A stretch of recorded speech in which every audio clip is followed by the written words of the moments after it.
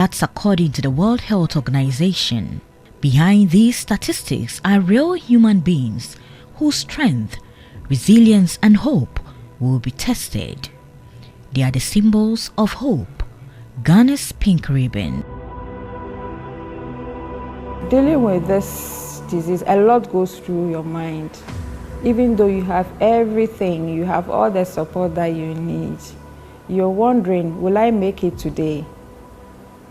When I go to bed, will I wake up?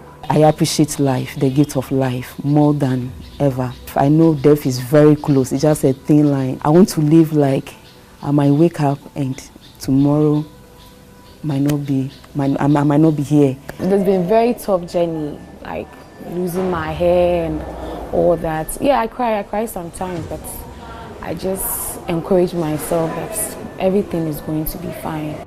It's been 3 long years for Joyce Maldima. 3 years of uncertainty, 3 years of active treatment, and 3 years without the quickest evidence of being feminine, her breasts.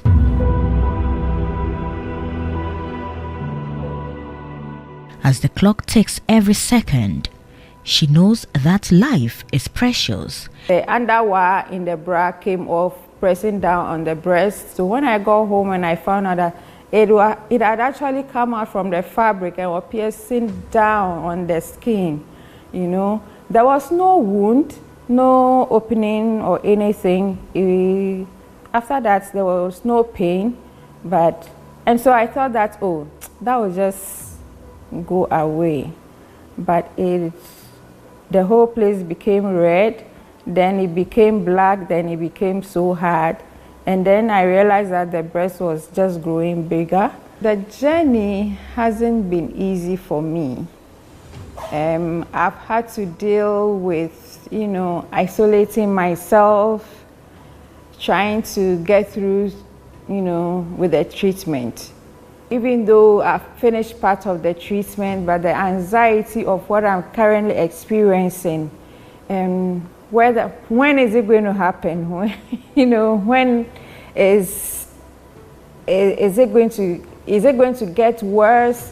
My family, my in-laws, I can't tell you how grateful I am to all of them, my children and it has been difficult for them as well, and my husband as well. Today, Joyce does not want another woman to go through her experience. Grateful that I took the step to, seek treatment the time I did, because stage 3 is as equally serious as stage 4, right? Because there's a spread. And we didn't even know that the disease has spread into other parts of my body. It was in my head, the brain. So people should take, changes in their bodies really, really serious. The kind of places people want to direct you, honestly, my pastor said, oh, you don't have to do this treatment. We will pray. They kicked me out. I want to say this just for people to know that please trust your instincts. Go for medical check and follow what the doctors will tell you. In Ghana, more than 4,650 women are diagnosed with breast cancer annually, with close to 60% to 70% of cases reported at advanced stages. Alarmingly, about 2,000 Ghanaians die of the disease each year. These are not mere figures. They represent mothers, aunties, sisters, nieces, friends, and colleagues.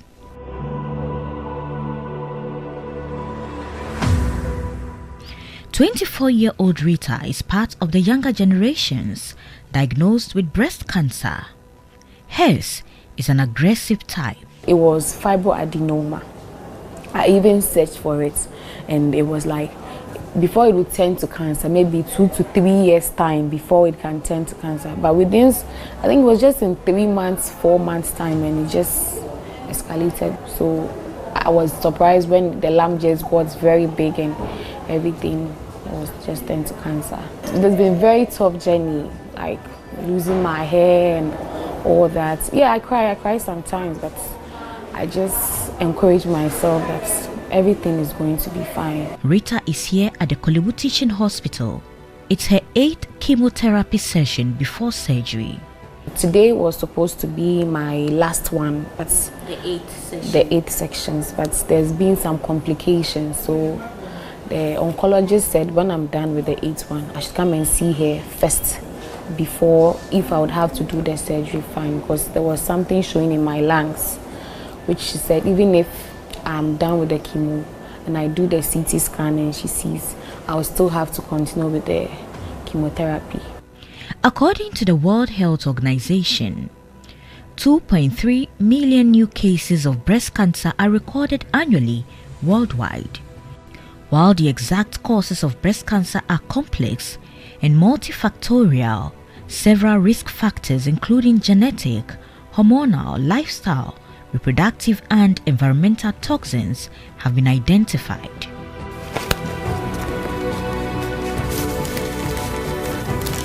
Not all breast cancer stories end in tragedy. When detected early, one's chances of survival are high. Gina is a living testimony, a breast cancer survivor. Initially, I wasn't supposed to do chemo, but then at a point, things didn't work out as planned or expected, and I had to do chemo. And I had done, my breast was conserved initially, and just as I said, it didn't work out as expected. So I had to go back to the theater to have the conserved breast removed totally. Going through this journey makes you realize that yes, death is real. Because for me, after, on treatment, I've seen a lot of co-warriors fall along the way. After treatment, I've seen more than I can count for, So it makes you very, very appreciative. Out of a breast cancer journey came something beautiful, a give back to society, turning lemons into lemonade.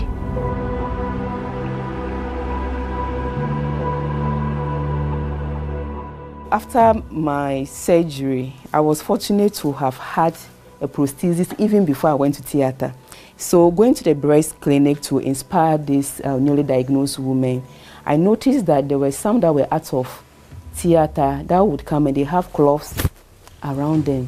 Some you see that they are just not comfortable, like they are moving with visible low esteem.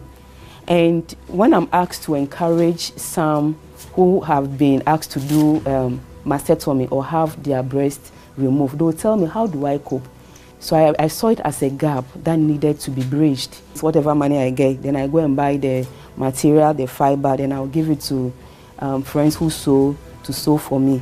And then I'll bring it to the facility and then give out for free. Stigma remains one of the challenges faced by breast cancer patients. I don't confidently mingle with people. I dress well, you don't even notice, but I've lost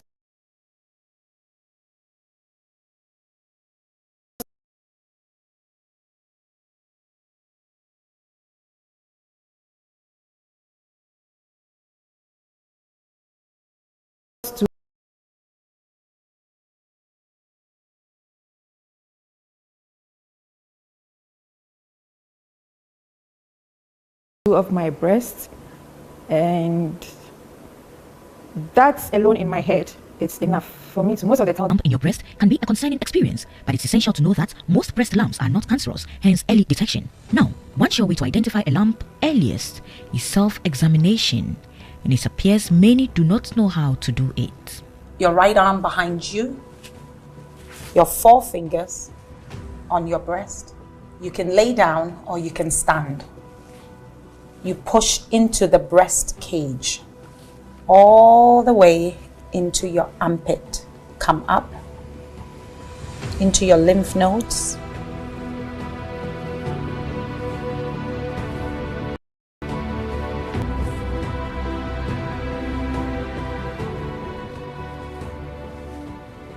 When you are done, your clothes will be off. You will not have clothes on.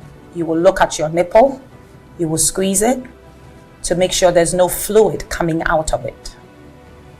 You will switch arms and do the next side. When you are done, you will stand in front of the mirror. You will look at it to see if one is bigger than the other. Also, you would want to see if there is any bumps or blemishes on your breast. You will put your hand here and look at both your breasts and get to know yourself. When you are finished, you will start this again 1 week after your period every single month. Korle Bu alone, we can have about 600 new cases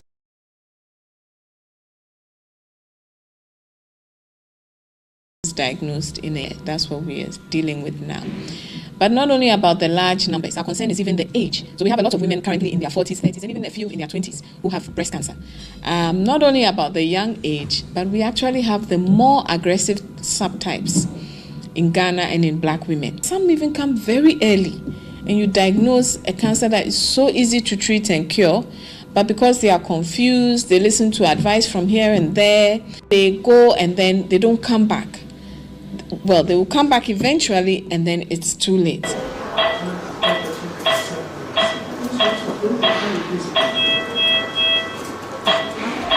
Removing the breast is basically to remove the cancer from the breast. So we actually don't always have to remove the breast. So really what we are going for is the cancer and not so much the breast.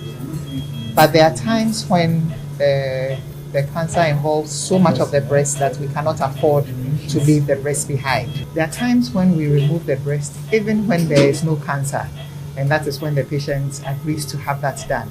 And that is what we call a risk-reducing surgery. Around half of women, according to the WHO, choose to have a reconstructive procedure to restore the shape and symmetry of the breast after breast cancer surgery. The full gamut of reconstructive options are available, depending on the way your body is or the materials available. When I say your body, we can use different parts of your body to do the reconstructions if you have it available. So if you don't have enough of a body part that we'd like to use for the reconstruction, obviously it's not an option, and we'd have to settle on a silicone implant option. But currently we have all of these available, and we are currently doing them in country. Although all treatment options for breast cancer is available in Ghana to offer patients comprehensive care, geographical access to treatment remains a major barrier. There aren't enough oncologists in the country. In Korle Bu Teaching Hospital, we have the core team. In Komfo-Anokye, we have the core team, but that's it. Because we don't have radiotherapy facilities outside of these two teaching hospitals. I wish that there would be a radiotherapy facility in every teaching hospital, for example, so that patients don't have to travel far to access radiotherapy. And radiotherapy requires you to stay for 3 to 5 weeks.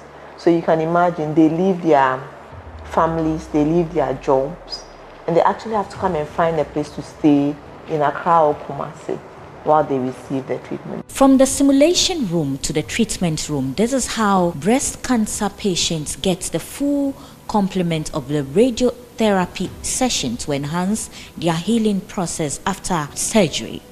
Now, the sad reality is that we have only two in the country, the Komfo-Anokye Teaching Hospital and here at the Korle Bu Teaching Hospital. Many patients indeed may have lost their lives awaiting their turn to get on the machine. I think we have to sit down and then have a policy on women after 40. What really do we want to do for them? Or have a list of things that once you get to your 40s, you should do.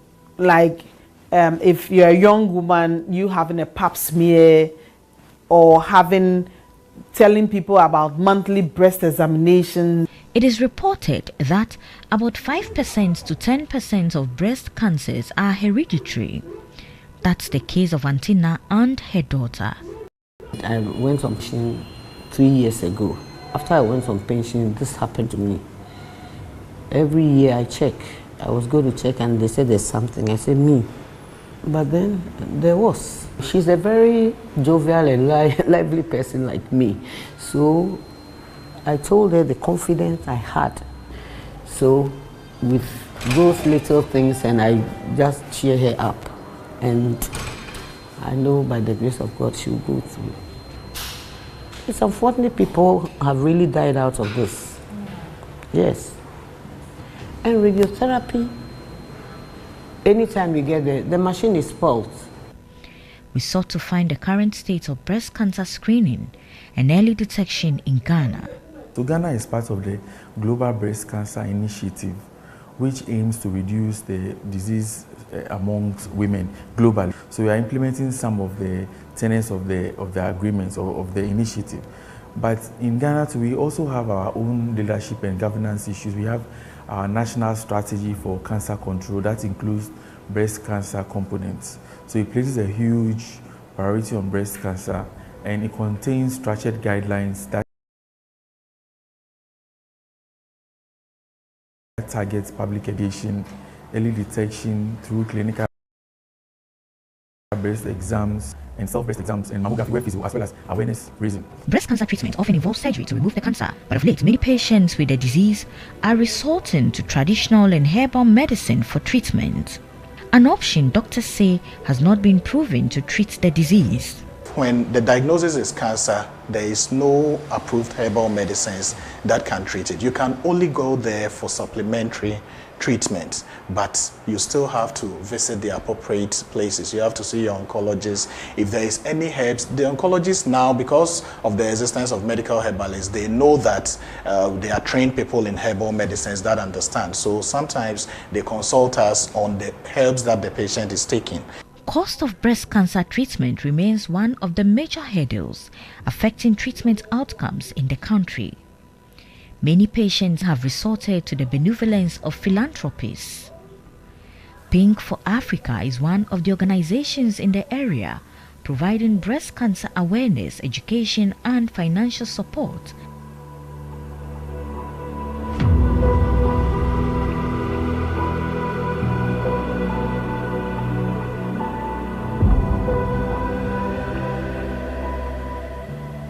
We're there through diagnosis, the process to go through the diagnosis period, through to chemo, through to radiation, through to surgery. And then once they are done, we begin to now start a huge emotional support behind coming back and starting your life over. But the struggles are layers and layers of it. You have issues with how the systems in the hospitals trickle down. Let me give you an example. We donated last October to a hospital in Takoradi. I found out the money was not dispersed till June. The women are already showing up late. How do you hold on to money that has been given to somebody for surgery and you don't give it to them till June? So these are some of the issues. We need to have systems in place, especially the government hospitals, where it is consistent all through. Although the National Health Insurance Scheme in Ghana provides coverage for breast cancer treatment, the extent of coverage is limited. When we come here, our NHIS is always speaking, but we still pay. Because according to them, with the NHIS, you pay lesser amounts per section. It's 500 cedis. Fortunately for me, mine was an early stage cancer. So I didn't spend so much. Up to now, if you test positive to HER2, you take an injection called Herceptin. My time it was 9,000 every 3 weeks. And you were supposed to take it for 18 times. As it stands now, NHIA provides care for people who have been diagnosed with breast cancer, depending on what kind of treatment they require. Some may require surgery, some may require chemotherapy, others may require radiotherapy. And for all of that, NHIA does cover at this point. What we think we must do more of is to help with the screening, to make sure that we get the cases early. We are instituting with the Ministry of Health in the lead and with other partners this end-to-end health coverage, starting from free primary health care. Then Mahama Cares will now be taking over the non-communicable diseases, which includes the breast cancer. The impact of breast cancer goes beyond health. Hence, they need to make services accessible and affordable for improved treatment outcomes.